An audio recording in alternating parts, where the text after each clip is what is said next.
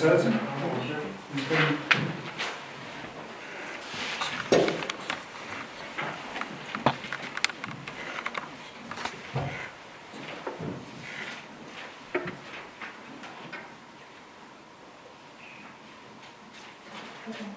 you, ma'am.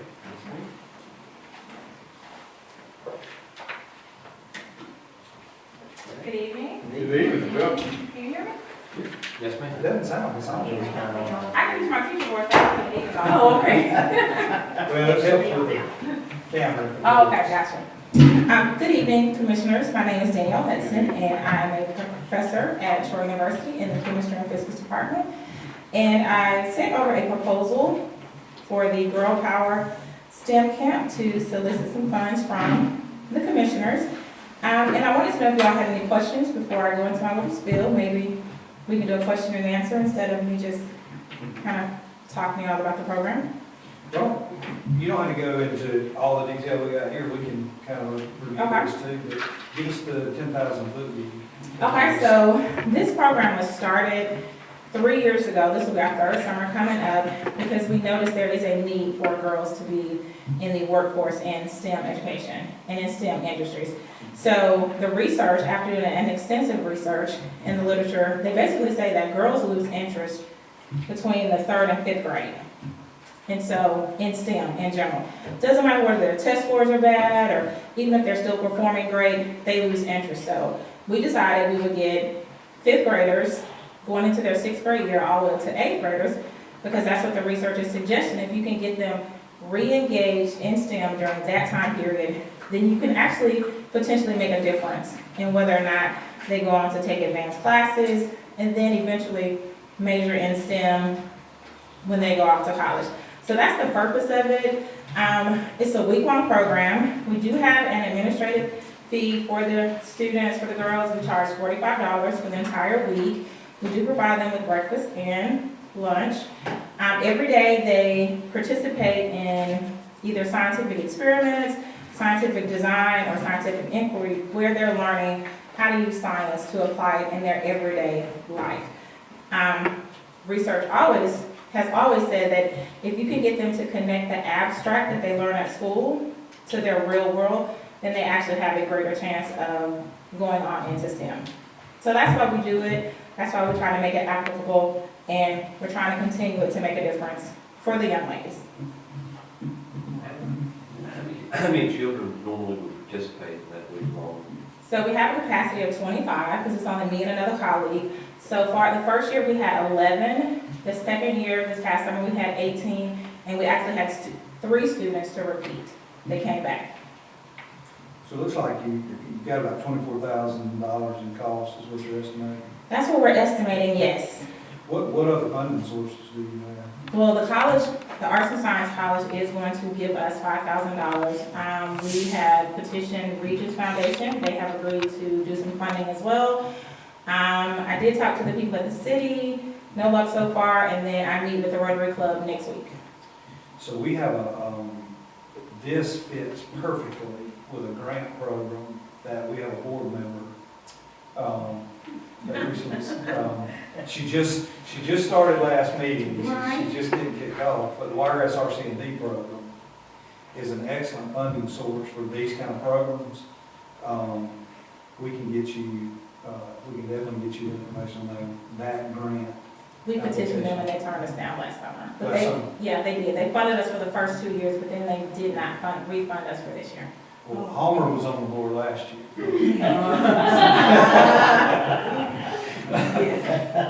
Did y'all apply again this year? We have not applied for this year, no, but it was last summer. The deadline is in June to apply for the next fiscal year, and so we had already applied for this coming summer, and we did get a no. Gotcha. Apply again. Oh, definitely will apply again this summer. Because girls are on the board now. Okay. What is the date of these? June 24th through the 28th. We normally, we moved it back a week. We're doing it the week after Father's Day, but as you all know, Juneteenth is now a recognized federal holiday, and Troy University does recognize it. We celebrate it, and then that would mean we would have a day off in the middle of the week. So we decided to move it back 1 week. Do they stay on campus or do they go home? No, ma'am, they go home. All of the girls are local. They're either out of Pike County, school systems or Troy school systems. We advertise and give flyers to the young lady, to the teachers at Pike Live, but I don't know if we've ever actually had anybody come from a private school. Usually the way we do appropriations like this is during budget time. Right, yes, I understand. And so let us discuss it together. We can, discuss it during the meeting. You're welcome to stay. And I just don't know if is it's necessary. is there any other questions? I think it's good. It's a good program. All right, well, we'll get Mackenzie to get back in touch with you. Yes, Thank Mackenzie you has so my much. information. Thank you very much. Y'all have a nice evening. Appreciate it. This looks like a great program. Thank you. Mackenzie, you said JJ was It moving. has to to be the for next. the next meeting, yes, yes, the conference. All right, engineer. Well, have you got anything that you need to?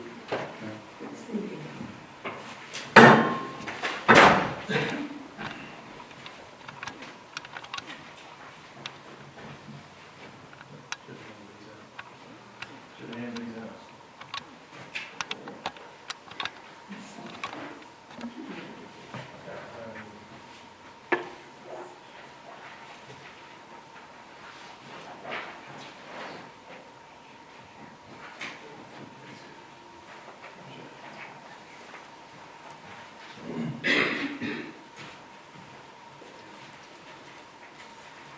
Got a few things I want to, on my new business today. I actually have included in the agenda some proposed revisions, maybe, or updates to the driveway policy I wanted to discuss with you guys, for the commission, and, I'll go over that real quick. On the sheet that I gave you, the first paragraph, allowable pipes, down towards the very last sentence of that paragraph. I've got the side driveway pipes, I'm proposing that they need to be cut and sloped, or built with an end treatment, so that they're no steeper than 3 to 1 on the sides. And this may be something we do or don't want to do, but I want to propose this because I think it would help on driveway pipes when we mow. It's a safety feature. But really, in addition to the safety of having side slope pipes or side drain pipes on sloped ends, is mowing. I know that's been a question. Commissioner Wright has brought up at a prior meeting about our mowers or bush hogs damaging driveway pipes as we, sometimes when we're out trying to cut the right away. And one of those issues, to part of that, is most all of the side drain pipes, driveway pipes, have blunt ends, they're squared up.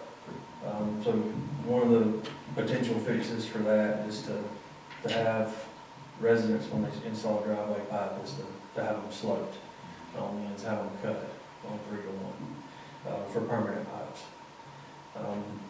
Then in addition to that, down under pipe sizes, under pipe size, I'm proposing, that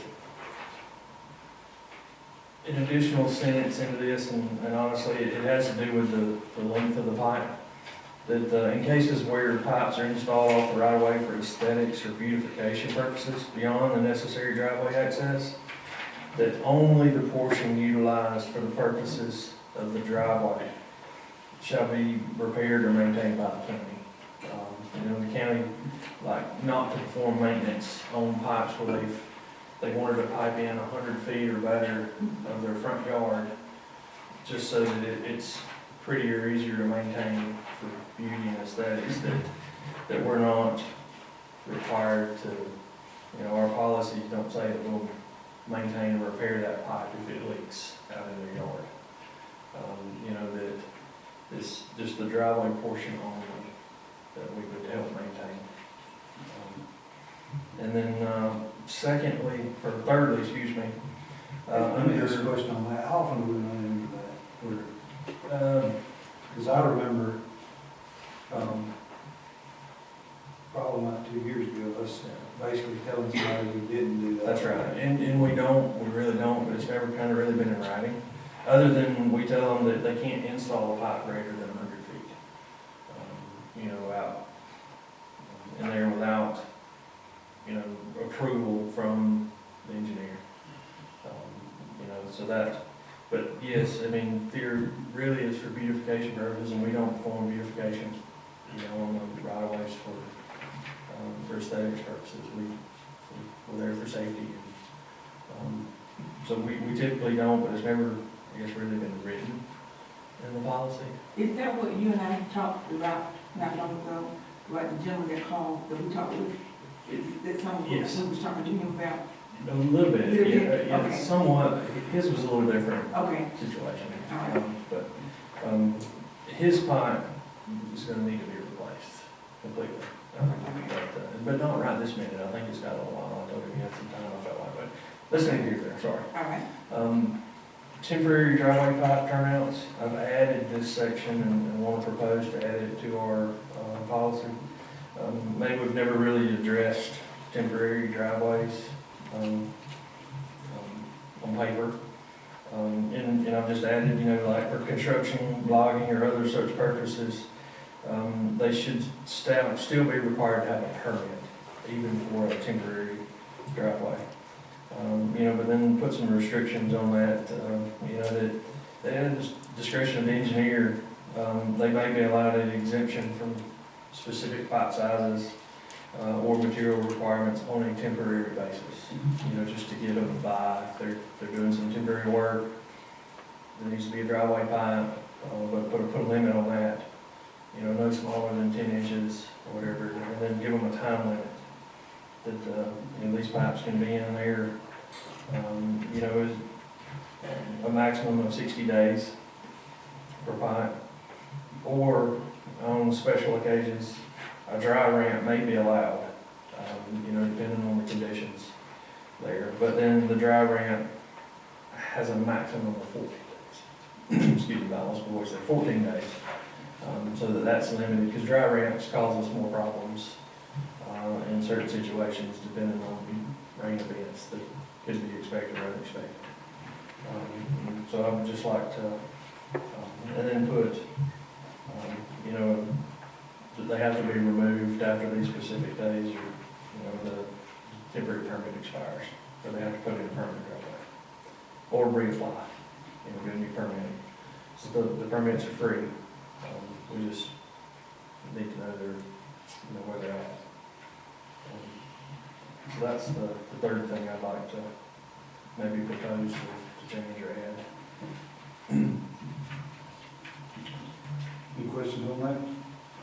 Driveway, we would, I know a couple of loggers is on the road that I'm on. It's not required a big pipe, but when they leave, they don't clean it out where the water will run and then it washes across the road. And most of these roads I'm talking about is a school bus running on. Yeah. And if we have that in a permit where we know where they're at, you know, we can go back and see to them and address them. Our permitting process for any pipe really is a phone call and a meeting, right? Yes. There's no formal documentation or. We have a permit application, but it is very quick, like you said, it's a phone call, we go out and do an inspection of the site, and we fill out the permit, and they just have to sign it. Like the one I sent you this morning, you know, we would call them, I'm assuming what we would take that paperwork with us when we met them. Not typically, we'll have our road supervisor go out and inspect it, size it, he'll call back to the office and get with Renee or Shalice, and they'll draft all the details in it. And one of the reasons for that is now we're adding in, I need them to get GPS coordinates, because when I get the GPS coordinates of where it is, I go compare that to flood zone maps now, to see whether or not that property has flood zone in it. And so for the temporary that you're proposing, you know, how would we handle it? Just No, just we're putting it in at this GPS location on this day, under this caveat, is that the way we would handle it? Yes, sir. That's the way I'd like to handle it. And maybe less of an inspection until toward the end date, because most of these guys are moving on. That's there, correct. They know. Yes, sir. Usually they're in and out fairly quick, other than, if they have a little bit longer project going on.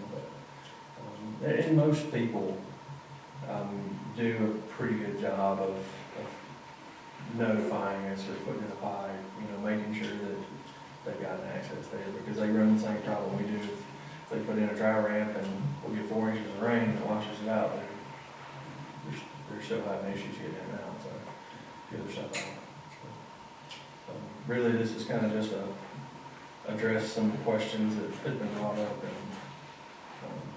and at least give us something to where we know where they're at and can. I got one question on the permanent pipe. If we, hear your thoughts on this, if we require them to be is 3 more, is that what you want the angles? We're pretty much taking out being able to use the cord black plastic pipe again, would we not? No, sure. And the only counties I've ever had to do that with, we would have to buy metal pipe and cut it at an angle and flip it and That's right. bound the middles back together so that your sides are angled. It's a little, you know what I'm saying? Yes. What do you think that would play with cord? Well, you can still cut, may have to cut each end now on 3-to-1, or you can still cut it in the middle. They still make a joint, coupling, a band, even like we use for the metal. Now, they make a plastic coupling for that as well. The only reason I bring that up, I mean, that's,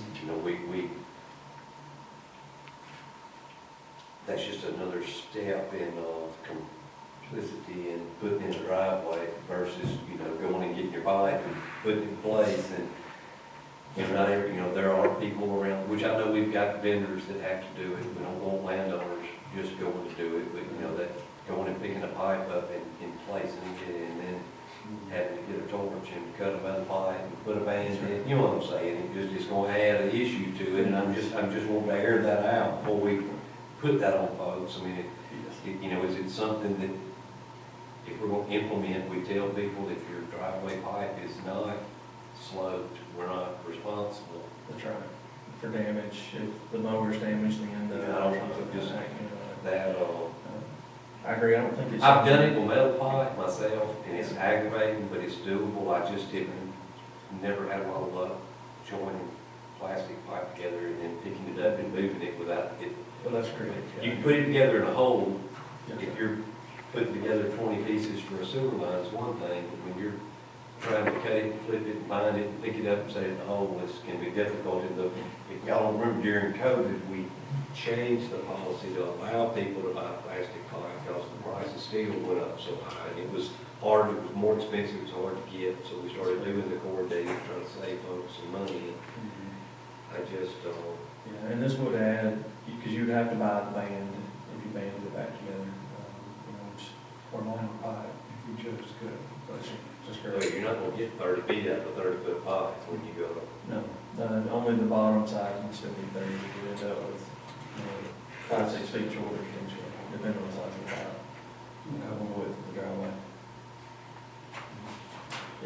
There is some added difficulty to that, and somewhat, a little bit more cost. And honestly, I don't know how much the bands cost. I know on the metal pipe, it's just like buying an extra foot pipe. So for us, maybe, $30-40 in addition to have, to buy a band. Would we be able to keep stockpiling the steel pipe like we have in the past to offer to people that cost? Yes. And we need to start doing the bands too. Yes. I'm not so sure, and I don't know, the engineer he's gonna regret me bringing this up. I mean, it may be if we do this to try to meet the middle of folks, that we need to budget keeping you another couple of tanks and a settling at the shop, and when people come pick their pipes up, Yes. we can just set them on their trailer pre-cut. Good. Let's, That is. You know what I'm saying? That way, these folks don't have to go trying to figure out how to pull the measurements and cut it, because if they mess it up, they've just ruined a $600 steel pipe.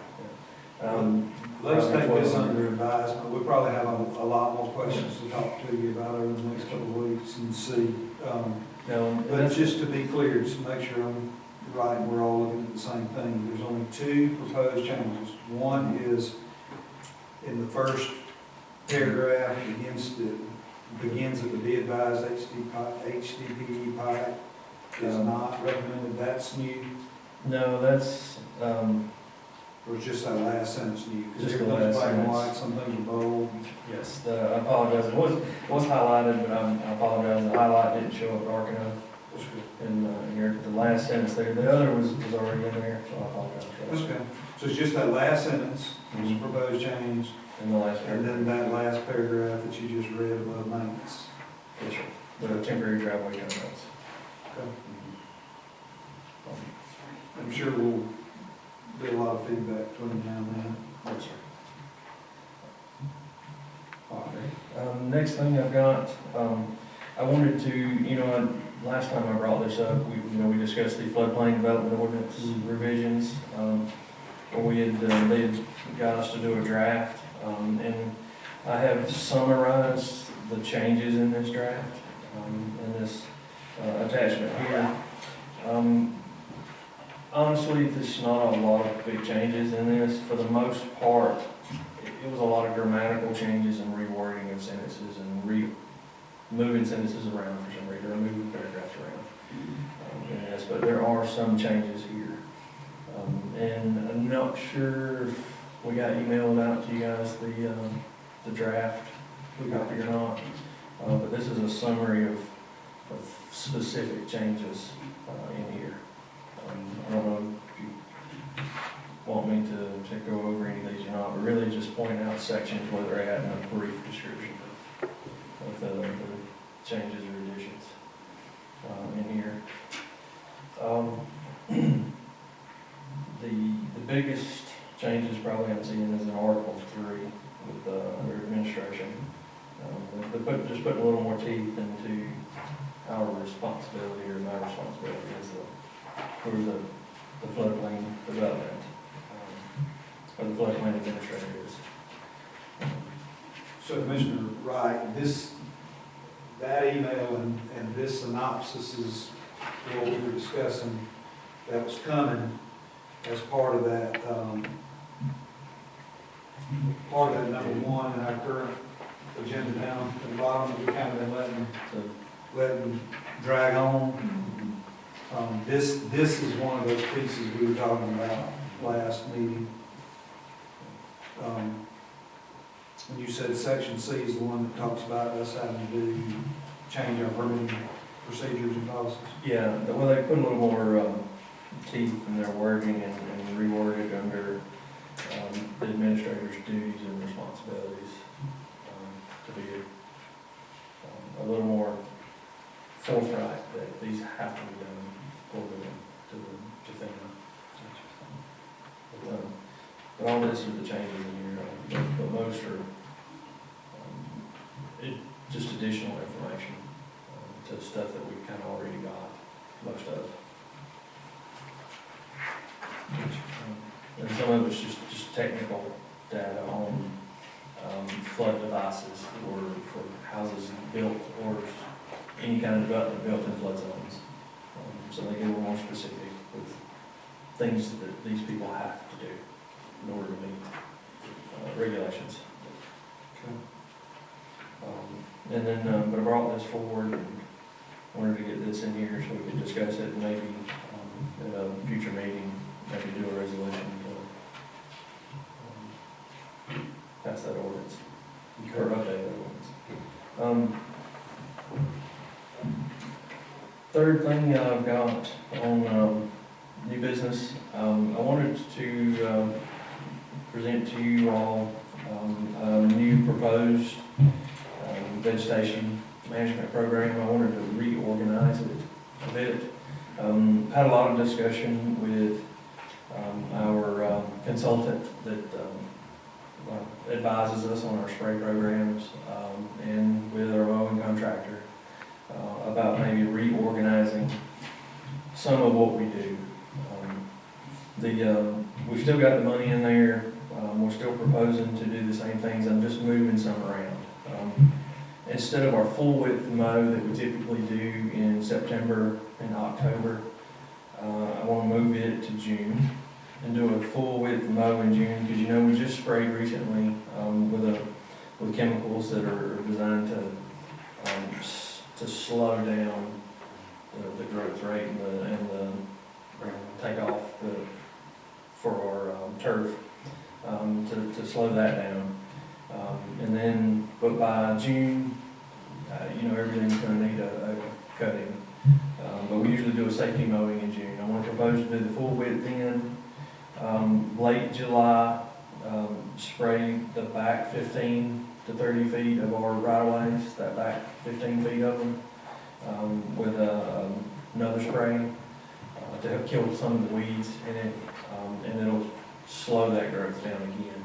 But on the back 15 feet, and then on the front 15, do our safety mowing in September and October. From our discussions, everyone seems to feel like this will have our right-of-way will look better longer. We think in this situation, it's the same amount of money, we're just rearranging, flip-flopping right now. So I'd like to change my plan. We want to make sure we won't have an objection. Anything you want to? Any questions on this? We're just gonna look worse, we're gonna look back, I hope.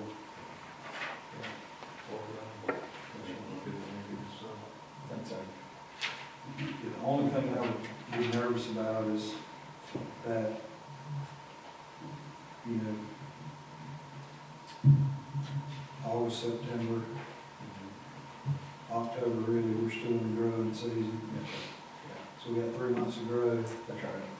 We've tried several things, over the years to make it look better. And today, what we're doing is what Commissioner Johnson alluded to, is that we've got 2 or 3 months where it was really bad. That's right. The contract we had last year did a really good job. We had a lot of dogs, playing on the dogs. He did that. You're talking about killing it a month? How far past the full width mowing was the back 15-foot spraying?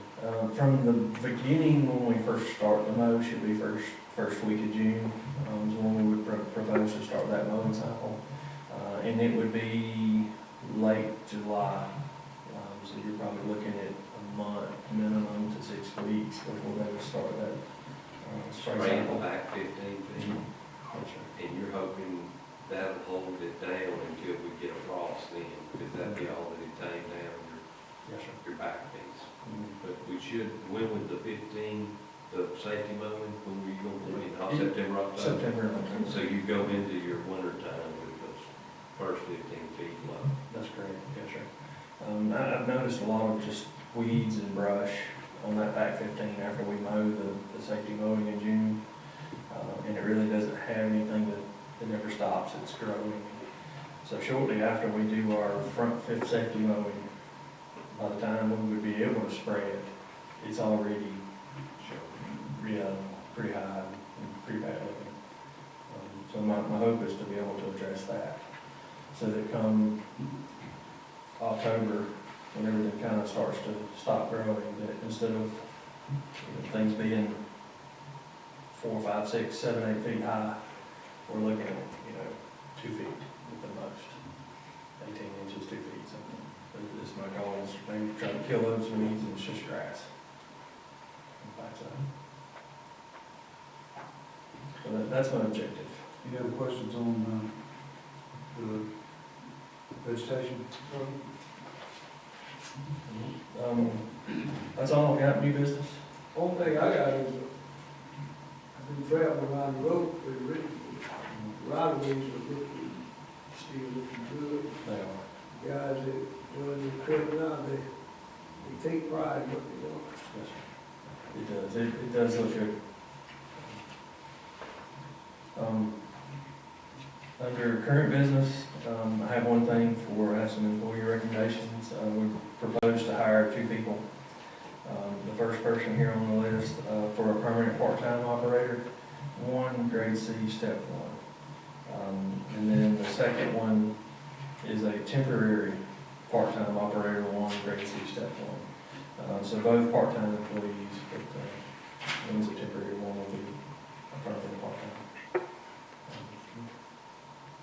And that's all I got. Any other questions for the engineer? No, we had, somewhere between 5 and 6, almost 7 inches in some places in the county over the last, week or so. Yeah. How's our dirt road maintenance holding up, or how many did we have washed totally out? We had, I think, 3 that we think were washed to the point that they were impassable or had water across them that they were impassable. I think we've got all those, but maybe 1 addressed, and we had several washouts and pipes get clogged, stopped up, and water did cross the road.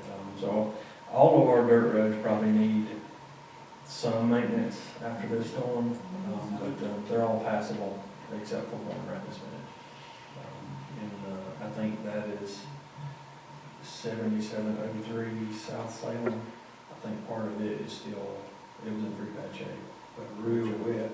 Yes. Down towards the bridge. I'm not exactly sure. I seen a picture of it, but I didn't see it myself.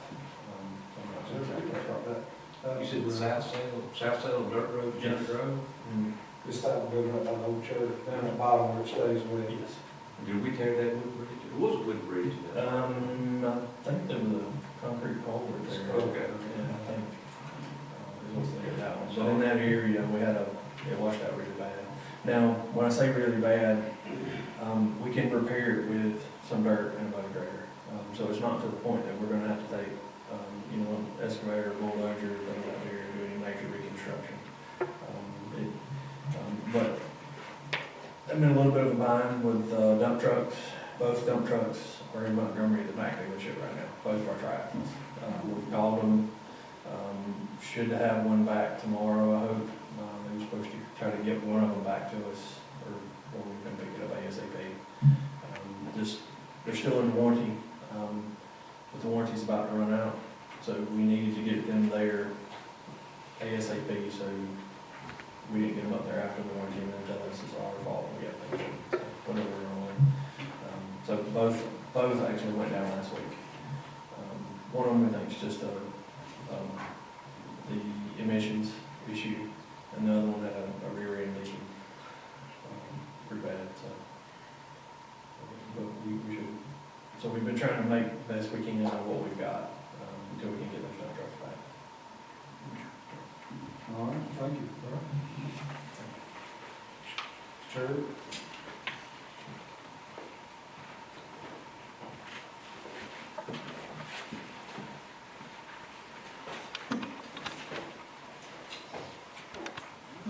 Thank you. First, let me apologize. I haven't been the last 2 meetings. We've having some family medical issues with the mom. So, anyway, I appreciate your patience with that. 2 items on the agenda tonight. One is one that I would like to ask if we could suspend the rules and vote on. It is a EMPG grant funding agreement.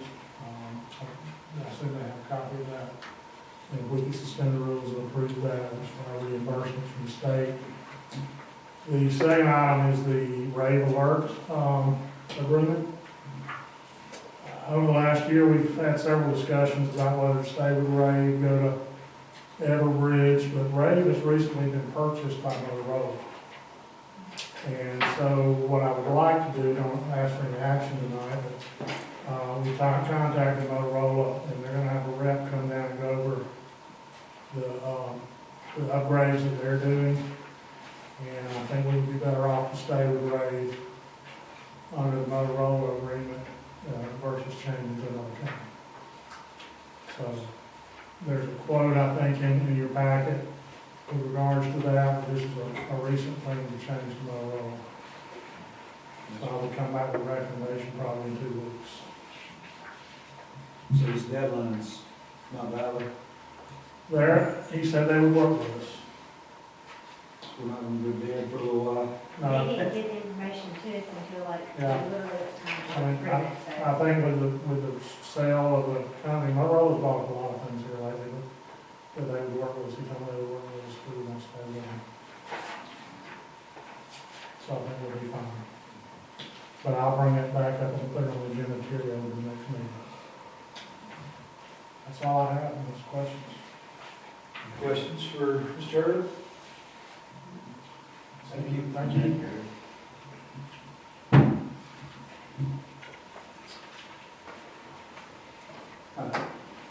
One thing I actually should have mentioned earlier, apologize. 3316, we have a pipe that has to be replaced right there, just below the Walmart distribution center, just south of it, south of Cornell Road 3310. We're gonna have to start on that next Monday, 13th. If we get the rate alert, but it's kind of an urgent issue. It's on our ARPA grant, to be replaced anyway. But the bottom side of that, the downstream side is washed out up next to the pavement now, and we're struggling to keep that safe. So we've had to move that timeline up. We'll be notifying, like Walmart DC and everyone we can think of, giving some advance notice that next Monday and Tuesday. Let's start those notifications now, that's Yes. how they travel road. Yes, correct. We've already put barricades out with signs on them saying open road closure. The race should start tomorrow. We should start ASAP. We're gonna start calling. Facebook and everywhere. Okay. What's the ETA? 2 days, 2.5, maybe at the worst. We believe 2 days, we need usually should be sufficient. But, No temporary opening as we leave, we think we're gonna hold this open that long. it's a very large pipe, and it'll probably have to be closed one night. The second night, no, it'll be passable. But it's very likely the first night, probably not. Mr. Rhodes? Alan's coming, he's, just gonna be running a little bit late. Under my report, the first item is a budget amendment. This amendment it has to do with Raymond Bridge.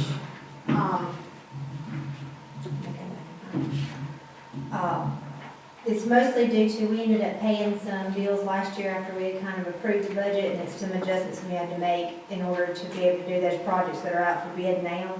We will probably have to come back and make another budget amendment once we actually know what the cost of those projects are, but we wanted to go ahead and get this part of the amendments made, so that we'll know, once y'all get those bids back, how much more money we'll need to be able to get those projects done. So that will just, we can move that forward and look at that at the next meeting unless y'all have any questions on that. So we will open bids by the next meeting, right? Yes, we open on So this is kind of a placeholder for, it may change just a little bit. Yes, there will definitely be another adjustment that'll need to be made. We But won't vote on this. I didn't want to go ahead and put that in there because until we get those bids, if they come in more or less, that'd make a difference in what we need to make the other adjustments for. I do not have it on your agenda that you have now, but I did place in front of you a request from the sheriff for surplus and some equipment. And we can, some of this stuff is computers that they will destroy, they'll have destroyed just because it has some sensitive information on hard drives. So they do not plan on putting them like out of the auction or anything. But some of these items will go up to the auction, especially like the vehicles. Those will definitely go out to the Cattlemen's auction is their planned. And some of the other, maybe printers, that sort of thing, they may take out there to the auction too. But we do want to go ahead and just get all that approved to dispose of. But that can be, we can move that forward to the next meeting, but I want to go ahead and put it in front of you since they brought it over today. That's all I have under my report, and under current business, the only item that I know of anything on is going to be the flock camera systems. And if y'all would like to move forward on doing that, and how many cameras you want to move forward with, if you do want to move forward. Question 6. They did call back and say that they would like to have 6 if they could get 6. That So would the- not include a camera that they're talking with Lockheed Martin about them possibly, having. So the quote we got is for 4, and that does not include the Lockheed's either. Correct. Okay. It would, to go up to 6, it would be $39,900 would be the upfront cost. Just remember that if we do this, there is a $3,000 per camera cost annually that will happen after this year. So if we did 6, that would be an additional $18,000 that we would have to budget in the sheriff's department next year. Any other discussion on these cameras? Any discussion on the number? What we think? And again, I wanna stop way short of giving them where they need them other than, where there's high crime and that sort of stuff, but I know there was a debate over, last time over how many we did, any discussion on that? Because I guess as is proposed, as we have closed, we may need to, why don't we continue that discussion in the meeting before anybody makes, because I know we're almost out of time. Leslie, is that all you got? Yeah, that's all I have tonight. All right, any commissioner got anything I skipped us to try to make sure we got all Mackenzie's things in? All right, we'll adjourn and take a 4-minute break to 6 o'clock. Call the March 11th, 2024 County Commission meeting to order. Everybody get here. Lord, we thank you for today. We thank you for all that you've given us. Lord, we thank you for our communities and for our county. Lord, we ask that you continue to bless it, Lord. And we ask for wisdom as we deliberate on the needs and the things that are in front of us tonight, Lord. That we will do your will to the best of our constituents. We ask all this in Christ's name. Amen. Pledge. Pledge allegiance to the flag of the United States of America and to the republic for which it stands, one nation, under God, indivisible, with liberty and justice for all.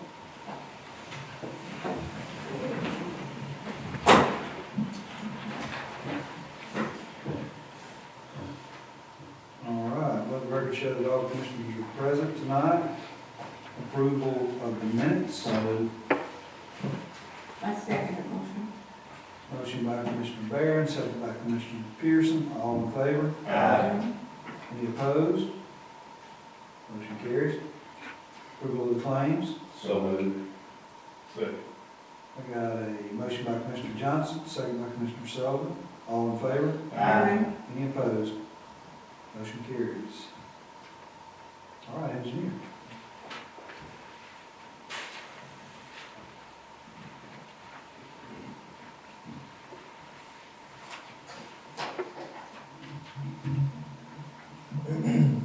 Under item 1, I just wanted to make this presentation for us to discuss it and maybe forward it to the next meeting. And then the floodplain development revision, number 2, I'd like to present it for us to discussion and maybe approval of the ordinance at the next meeting. So, the permitting process that's being required now,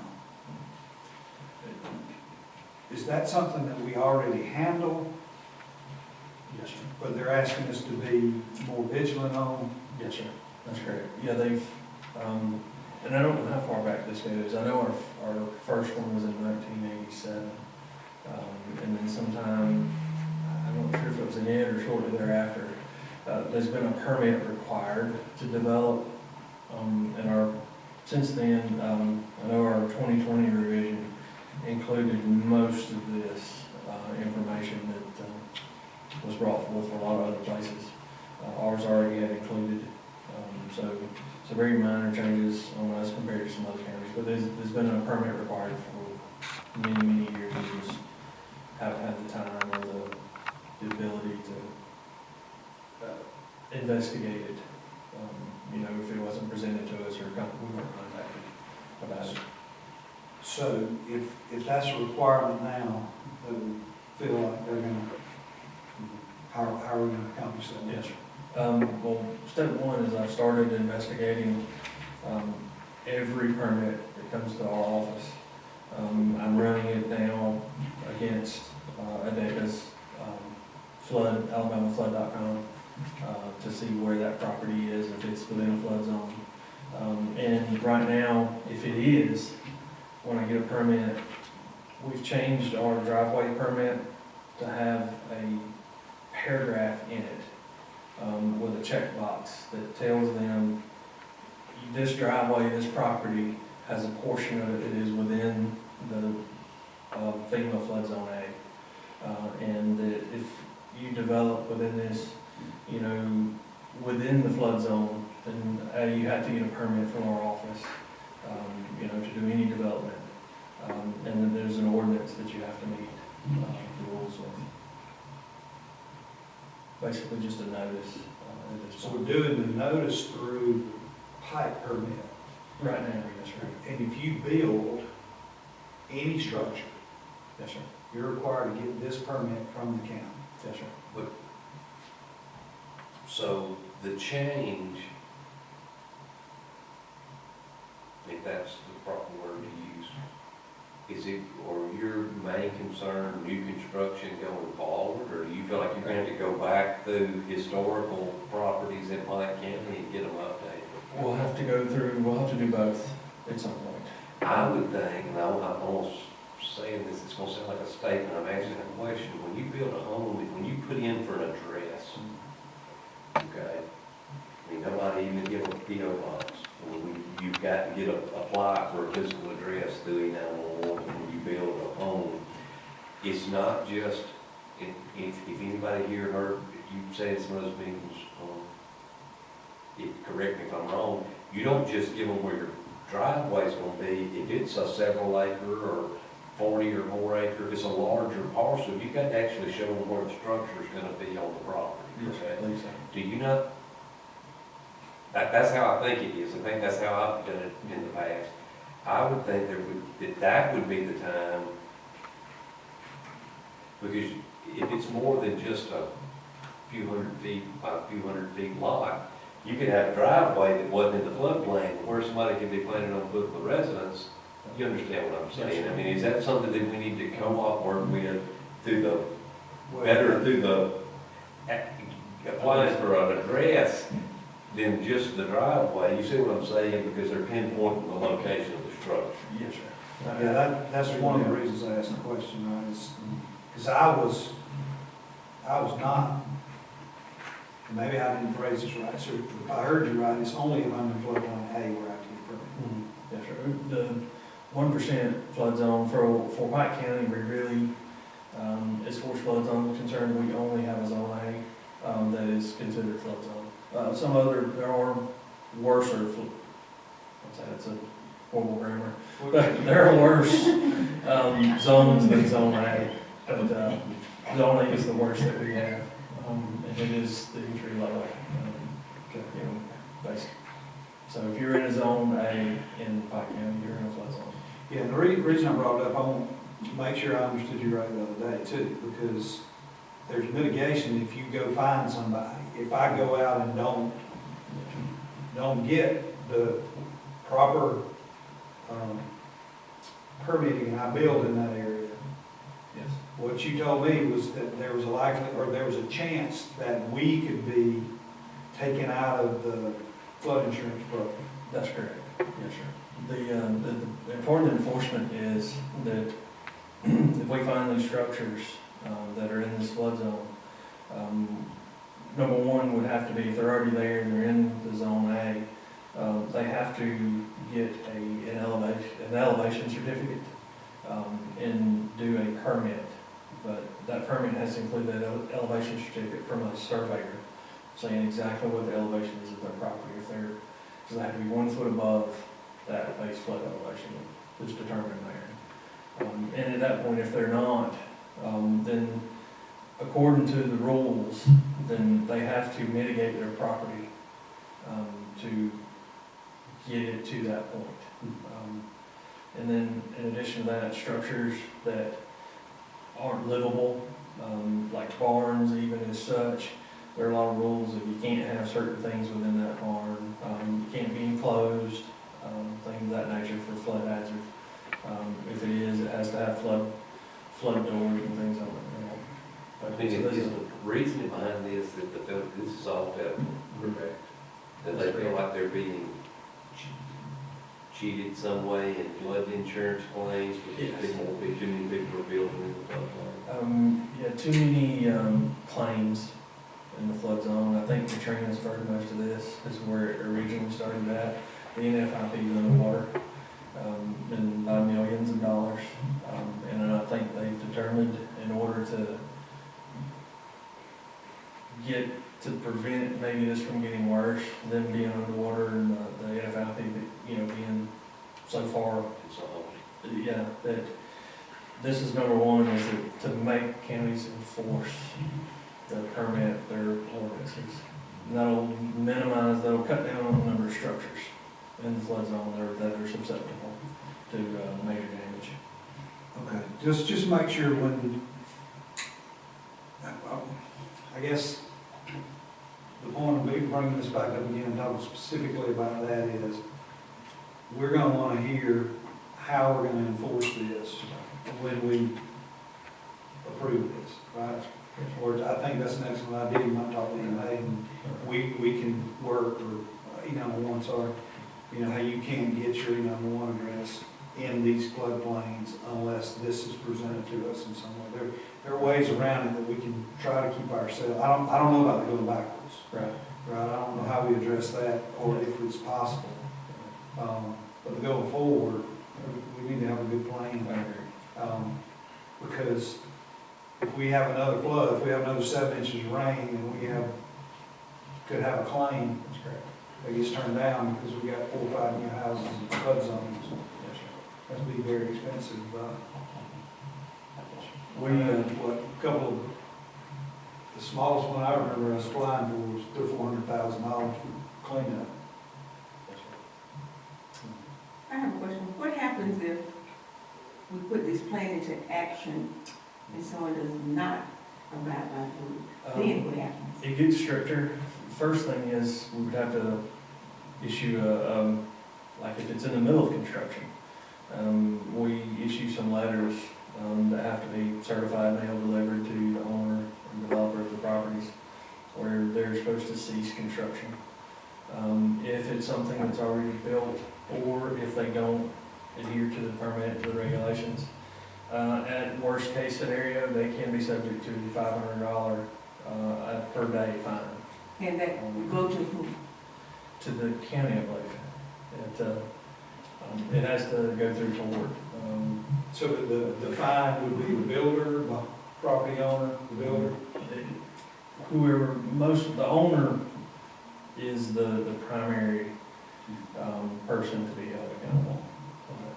so the federal government's asking the county to regulate, enforce, and punish at the county level for a federal offense. Exactly. That's why I'm Yes, sir. asking that And I question. don't know that Yeah, I it's, really feel comfortable. yeah, and it's, what they're trying to do is tell us that if we don't do this, then they, first off, we'd be suspended from the NFIP. So, pardon me, but explain it, does that mean the county does, or every citizen in residence in Pike County? Every citizen and resident in Pike County, if the county is not part of the NFIP, they can't get the discounts for flood insurance Well, programs. I'm gonna say this, before I vote on this, I want the commission, I would like to ask, in the road department, I mean, this is something we need to make a greater than normal effort to educate the people in the community on. I Because agree. people need to be calling their U.S. senator and representative and complaining to FEMA about how, I just, since I've been a commissioner, I can't imagine people sitting out there wanting to know why the county commission's finding them $500 a day on their new construction of their home over a federal issue from Butler's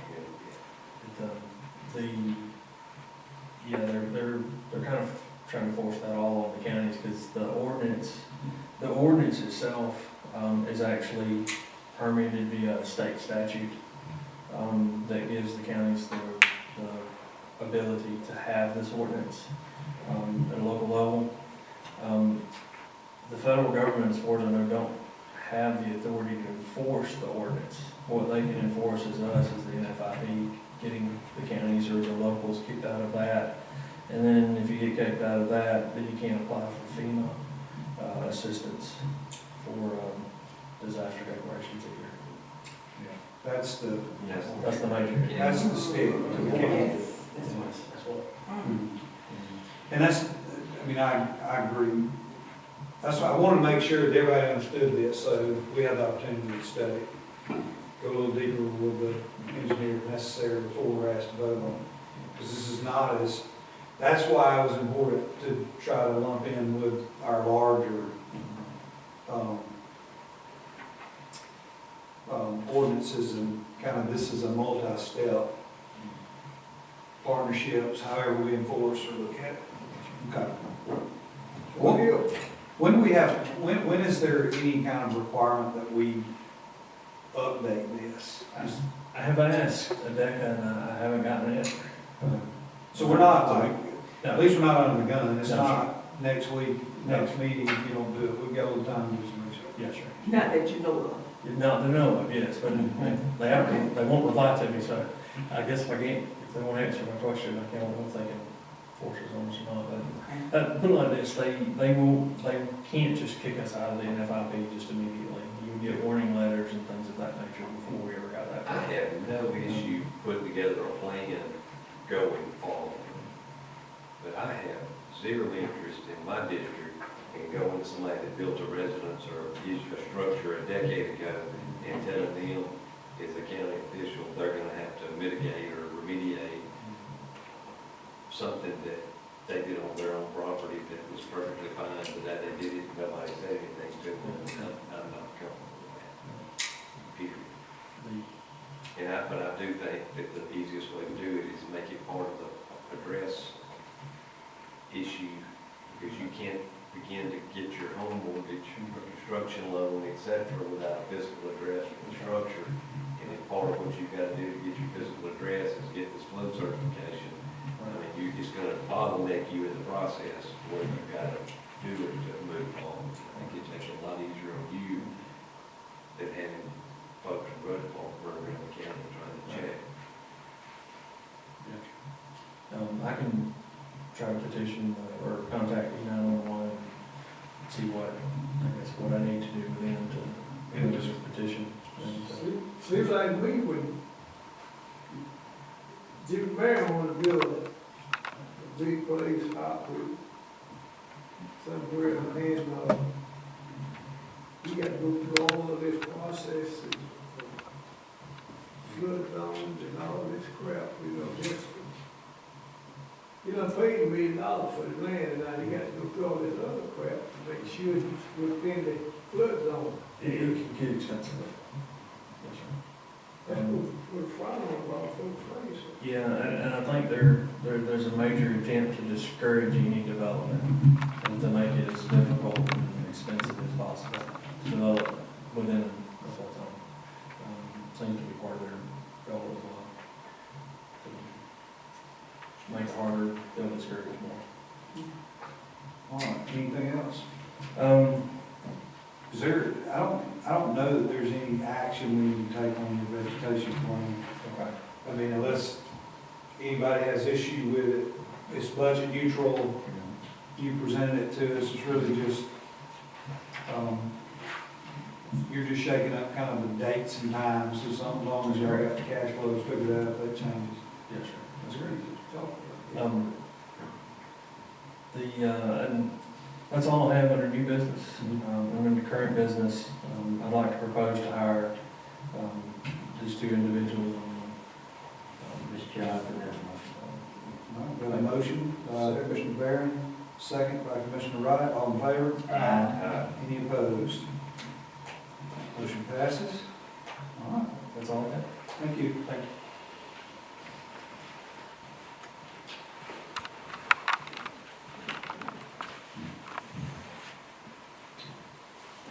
Sure. The only item that I have tonight for action was a request to suspend the rules on the EMDG grant. whether we could go ahead and approve for the chairman to sign and get some back. This is the reimbursement for salaries and. Yes. I put that motion to suspend the rules. We got a motion to suspend the local rules by Commissioner Johnson, second by Commissioner Pearson, roll call vote. Yes. Yes. Yes. Yes. Yes. Yes. All right. And I would ask approval on, for the commissioner, chairman of the commission to sign the, agreement. So moved. Second. A motion by Commissioner Pearson, second by Commissioner Johnson, all in favor? Aye. Any opposed? That's all I have. Motion carries. Thank you. I guess Mr. Allen hadn't made it, do you know if he had anything? No, he said he's got, he's on his way here, but I don't know, I mean, he doesn't have anything. I skipped over commissions during the work session, any commissioner have anything? Yes, in a sense, before I leave November, I have constituents out there, the relatives too, thinking about changing the name from Nash Road to John Lewis. You already got the historical marker, but, it's pushing, we ain't pushing it yet, let's think about it, and so we try to do that before, I step out. I know y'all have a process, right, that starts with y'all? Yes, sir, but I'm honestly not real informed on how to do that in our policy, so I'll have to do some research. But from what I understand, yes, what we do have a procedure and how to present that. Is there a way to do that? And I know I worked with Renee on a short section of a road, but the way it didn't make people have to go get your driver's license, checkbooks, change deeds. It's just like an honorary name. Is that correct? Is that how that works? It wouldn't affect her E-911? Regardless, it's on Right. Yeah. Exactly. The county road, yeah, the road number is the official address for all county roads. All right, any other questions? We just had one. All right. Administrator? All right, the two items under the new business, I'll just ask that those move forward into the next meeting. But under current business, the flock cameras, if y'all so choose to do something, just what you want to do, and we can move forward with that. Mr. Chairman, I'd like to make a motion, we approve the flock camera for the sheriff department requested 6. So, all right, so we got a quote for 4. The motion is for 6. We had a second, right? Yes. So that, Mackenzie, help me with the math and trying to find. $39,900. So that changes this quote to approximately $40,000 to get it together. Plus 18 a year. Correct? And then it increases it, Plus 18 a year. 18 a from year. 12 to 18,000 a year. Annual maintenance. Mm-hmm. All right, how are we, I know how we're proposing to pay for the new cameras, right? We had an offset of, the camera equipment. How are we proposing to handle the $18,000 in yearly maintenance? How are we going? I would, Jimmy, I need a motion. I would say put it the next year, put it in the budget. to fund that. I mean, that just, be in the sheriff's budget, and he, Yeah. I mean, he may possibly have to cut something else in his budget. So to make it we're work. not gonna do, there's not an offset this year No. to handle it either. But I think that's why they probably limited it to 4. So how, let me make sure I got this right. We may not, because this is the first year and we're paying $40,000. Yeah, you won't pay the 18 this year. Okay. The 18 is included in the $39,900 this year. Let me put it So like it's that. not, so we're not going over. It won't be the amount. additional, no, not in this year. It's just something they're gonna have to add into their budget next year when they, do their budget. They may have to make adjustments within their budget that they're planning on spending. Okay, all But right. let me ask you a quick question. In the 39.9, you said the 18, that's for 6 cameras, is already included, is that correct?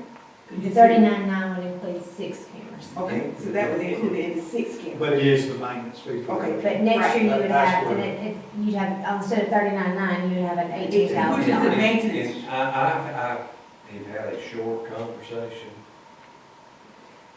I'm gonna go to a city council meeting in Goshen. I'm there, I'm gonna talk with them about if maybe one of those cameras would wind up in Goshen, would they be willing to handle annual maintenance if we put the they've got some cameras down there, but they're not these quality, they don't have the features. And I don't think they wanna get rid of all of their cameras, but there's a conversation that they might be willing to replace one of them with one of these block cameras. And I may can do some work, co-op with them, that if we do this, maybe we'll, we may not have to wind up getting all 6, and I'll have an answer on that prior to our next meeting. Is that area one of the areas that you're looking I at? don't know, I didn't get into that, like, you know what I'm saying, but Okay. it's one of the more heavily populated out of the city limits parts of the county, so you know what I'm saying? You know what I'm saying, in my district, out of the city. Yeah, the cameras they have, you can hardly tell anything on those. Says they pinpoint where you want to park, where you want to. That's what I did. That'd be the They sheriff's weren't gonna department. tell us that. Yeah. That's right. I agree. Well, we can. That don't need to be That's what I public want to knowledge. know. I'm not talking about public, I mean, for, we go with budget.